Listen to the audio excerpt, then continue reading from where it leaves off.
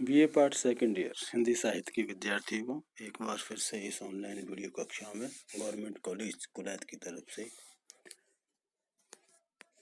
मैं प्रस्तुत हूँ आपके समक्ष एक नए एकांकी के साथ और नए एकांकीकार के साथ। देखिए, आपके सेकंड पेपर में जो एकांकी है मकड़ी का जाला, जिसको लिखा गया है श्री जगदीश चंद्र माथुर के द्वारा। इस एकांकी पर हम बात करेंगे आज। शीर्षक है मकड़ी का जाला। देखिए, एक मनोवैज्ञानिक एकांकी है यह, और इसके अंतर्गत दो पात्र होते हैं, भोलानाथ और चंद्रभान। दोनों ही जो पात्र हैं वो अपनी मान्यता और समस्याओं में उसी प्रकार फंसे हुए होते हैं जिस प्रकार मकड़ी के जाले में कोई मकड़ी या कीड़ा फंसा हुआ होता है। तो भोलानाथ अपने उद्योगों और संपन्नता में फंसता जाता है और चंद्रभान अपनी गरीबी और बेकारी में फंसता चला जाता है। तो दोनों ही जीवन की सरसता को, जीवन के प्रेम को, जीवन की स्वाभाविकता को भूल बैठते हैं, गवा बैठते हैं। इस आधार पर एकांकी का जो ये शीर्षक है मकड़ी का जाला अपने आप में सार्थक है।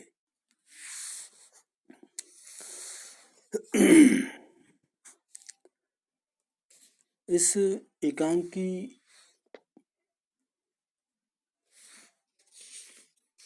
के अंतर्गत हम अगर बात करें उद्देश्य की,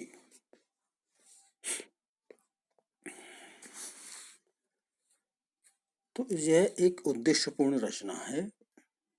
ये तो हर रचना जो लिखी जाती है रचनाकार के द्वारा वो एक निश्चित उद्देश्य को ध्यान में रखकर ही लिखी जाती है, लेकिन उद्देश्य को प्रेषित करने में वो कितना सफल हो पाया है इस पर हम लोग बात करते रहते हैं। प्राय जगदीश चंद्र माथुर जी ने जो ये संपूर्ण लेखन अपना उद्देश्यपूर्ण और सार्थक चिंतन को लेकर ही किया है। उन्होंने ऐतिहासिक और सामाजिक दोनों प्रकार के कथानकों का से उद्देश्य निर्वाह अच्छी तरीके से किया है। वे सदैव जीवन में संयम और मर्यादा के पालन के समर्थक रहे। उन्होंने अपने एकांकियों में विचार प्रधान व्यावहारिक वातावरण की सृष्टि की है। मर्यादित और संतुलित जीवन उनको अभिप्रेरित रहा है। उनके पात्र हास्य और व्यंग्य शैली के माध्यम से किसी संदेश की ओर इशारा करते हुए चलते हैं। उन्होंने समाज सापेक्ष जीवन का आदर्श ग्रहण किया है। साथ ही सामाजिक विकृतियों पर भी आघात कर उनसे मुक्त होने की भी एक प्रेरणा अपने इसमें देते हैं वो।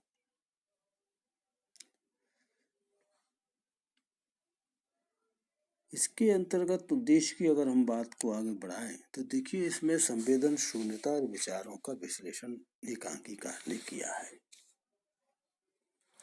इसमें दो वर्ग हैं, उच्च वर्ग और निम्न वर्ग। तो उच्च वर्ग में जो बढ़ रही है आज की जो संवेदन शून्यता है उसको चित्रित करने में इन्होंने स्तुत्य प्रयास किया है। भोलानाथ नाम का जो पात्र है इस एकांकी के अंतर्गत वो इसी उच्च वर्ग या धनाढ्य वर्ग का प्रतिनिधित्व करता है जो अपने व्यवसाय के अंतर्गत धनोपार्जन के लिए सदैव तत्पर रहता है और धनोपार्जन करते करते वो अपनी भावनाओं पर भी कुठाराघात करने में नहीं चूकता। उसके लिए धन और ऐश्वर्य से बड़ा कुछ नहीं है। इसी कारण से प्रेम, सौंदर्य, भावुकता आदि चिरंतन अनुभूतियां उसके लिए अर्थहीन हो जाती हैं। वह अपनी कोमल भावनाओं का गला दबाने में भी किंचित मात्र संकोच नहीं करता। क्यों? क्योंकि उसके लिए धनोपार्जन ही सब कुछ है, धन को इकट्ठा करना ही सब कुछ है।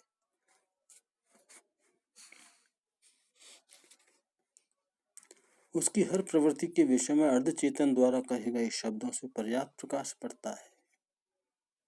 लिखा है कि हाँ, क्योंकि यह सब पाने के लिए तुमने अपनी सबसे बड़ी निधि को नष्ट किया है। तुमने अपने दिल से प्यार को निर्वासित कर दिया, संगीत को फेंक निकाला, सौंदर्य दृष्टि को अंधा कर दिया और तुम समझे कि इस तरह तुम भावों के बहाव को हमेशा के लिए दबा सकोगे। तो संवेदना शून्यता जो है व्यक्ति के अंदर उसको यहाँ पर इस मकड़ी की जाला में स्पष्ट किया गया। उसका अवचेतन मन ही उसे इस संवेदना शून्य व्यवहार के लिए धक्कारने लगता है। धन वैभव के रूप में अंधा होकर ये भूल जाता है कि वे शाश्वत भाव सदा के लिए दमित नहीं किए जा सकते।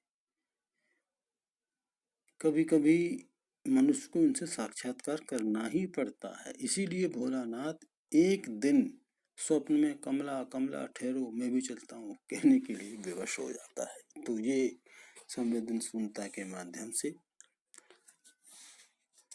आधुनिक मानव की जो संवेदनहीनता है उस पर प्रकाश डालने का भरपूर अच्छा सफल प्रयास यहाँ एकांकीकार करते हैं।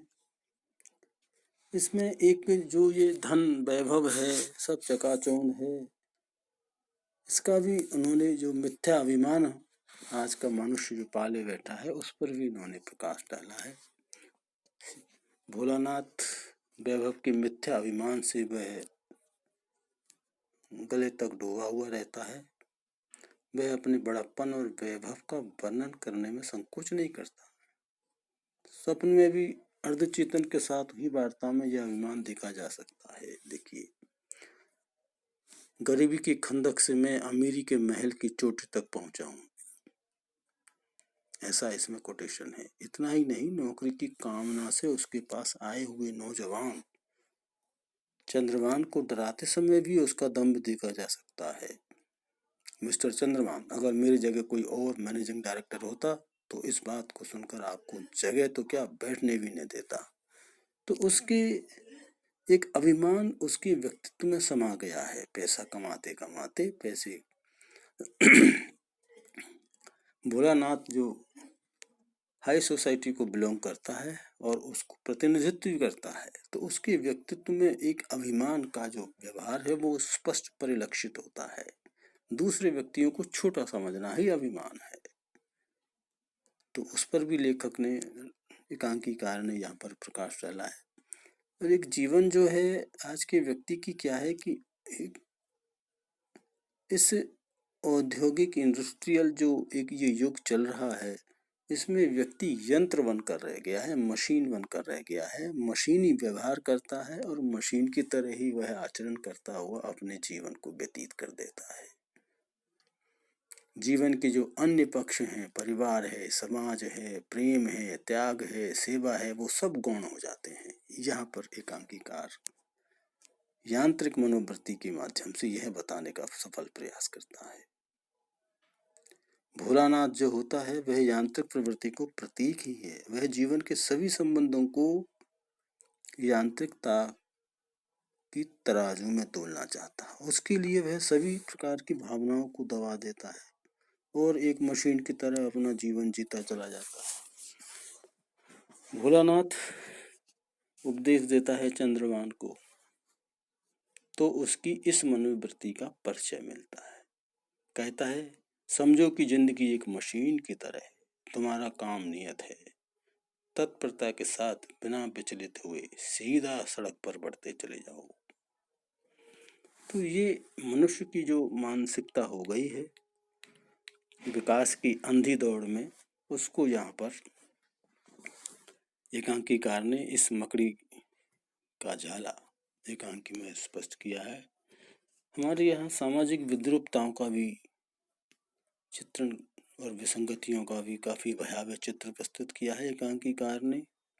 अपने इस एकांकी में उद्देश्य के रूप में सामाजिक विसंगतियों का बहुत ही डरावना चित्र प्रस्तुत किया है। इसमें प्रदर्शित किया है कि झूठे दिखावे के लिए कुछ जो तथाकथित ऐसे बड़े लोग होते हैं वो किस प्रकार से प्रकृति और बड़प्पन का मुखौटा लगाकर अपनी भावना और वास्तविक अनुभूतियों का दमन करते रहते हैं।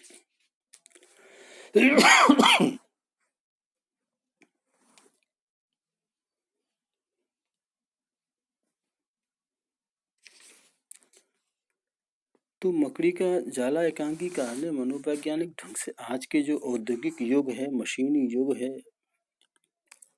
व्यापारिक स्तर में जो प्रतिस्पर्धा का युग है, विकास की जो अंधी दौड़ है, उसमें इस उच्च वर्ग की जो मानसिकता है उसको भली भांति चित्रण किया है।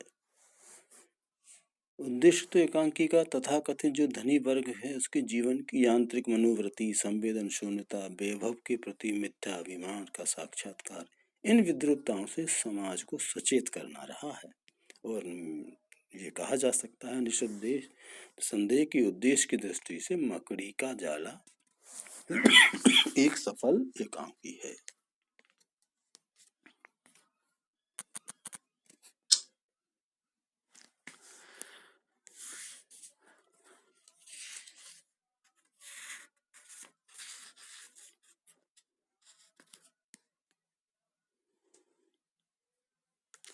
अगर हम लोग इसके कथानक की समीक्षा करें तो इसका कथानक क्रम से आरंभ, विकास और चरम उत्कर्ष, इसके 3 सोपानों में ये समाया हुआ है। शुरुआत कैसे होती है, उसका विकास कैसे होता है और उसका उत्कर्ष जब चरम उत्कर्ष किस प्रकार से होता है, ये 3 सोपान होते हैं कथानक के। तो कथानक का जो शुरुआत है, प्रारंभ है, वह बड़े ही आकर्षण के साथ होता है, क्रम से वेग और विस्मय के साथ विकास की ओर अग्रसर होता है, जहाँ अर्धचेतन का जो नायक होता है, अर्धचेतन का जो नायक है भोलानाथ, उससे लंबा संवाद चलता है और कथानक का चरम उत्कर्ष भी प्रभावशाली और अंतर्द्वंद से समन्वित है। कथानक में प्रारंभ से अंत तक एक जो प्रभाव है वह दर्शक या पाठक पर लगातार बना रहता है। व्यवस्था रूपी मकड़ी के जाले में फंसा हुआ भोलानाथ व्यवस्था पूर्वक उसका अनिवार्य अंग सा बना रहता है। लघुकाल कथानक में पिरोई गई गुरु गंभीर विचारों की माला प्रेक्षक और पाठक को अपनी ओर व्यंग्यमय विद्रूप बंध से व्याकुल किए बिना नहीं रहती। कथानक की दृष्टि से मकड़ी का जाला एक उत्कृष्ट मनोवैज्ञानिक चिंतन प्रदान एकांकी है।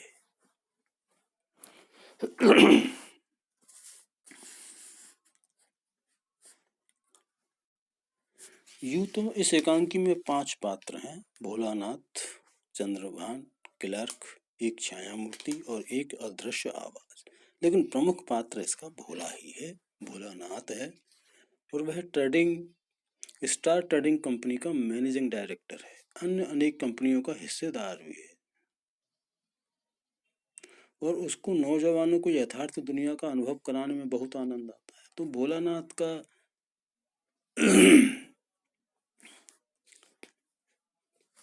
चरित्र इसमें एक हाई सोसाइटी को बिलोंग करते हुए बताया गया है। दूसरा पात्र है इसमें चंद्रभान, जो योग्यता संपन्न की उज्जवल आकांक्षा से युक्त नवयुवक है। इन्हें वह कल्पना के लोक में विचरण नहीं करता, वह कवि है और वह चलता पुर्जा इंसान है। चलता पुर्जा इंसान भी नहीं है, उसके चेहरे से बुद्धिमत्ता टपकती है, उसकी आंखों में उज्जवल भविष्य भी टपकता है।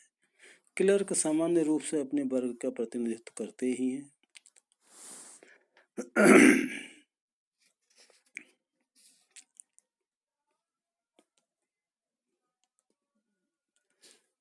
एक तरह से लेखक ने इस एकांकी के अंतर्गत एक उच्च कोटि के व्यवसायी भोलानाथ के व्यावसायिक जो कार्यालय है, व्यवसाय केंद्र है, उसका वातावरण और देश काल को जीता जागता चित्र प्रस्तुत किया है।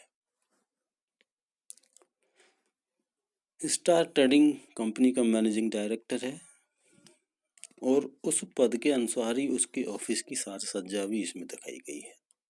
ऑफिस में बैठा हुआ है, उसके बाएं हाथ में सिगरेट, दाहिने हाथ में फाउंटेन पेन होता है, दाहिनी ओर खिड़की का नीला पर्दा है, पास की मेज पर एक रेडियो सेट भी है, पास में खड़ा क्लर्क कागजात दिखा रहा है और भोलानाथ दस्तखत कर रहा है। तो ये एक वातावरण भी यहाँ एकांकीकार ने इसको बड़े अच्छे तरीके से बना करके पेश किया है।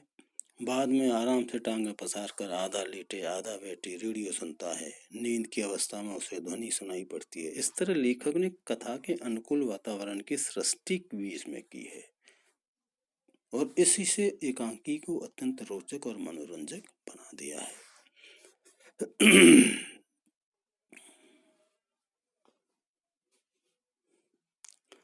तो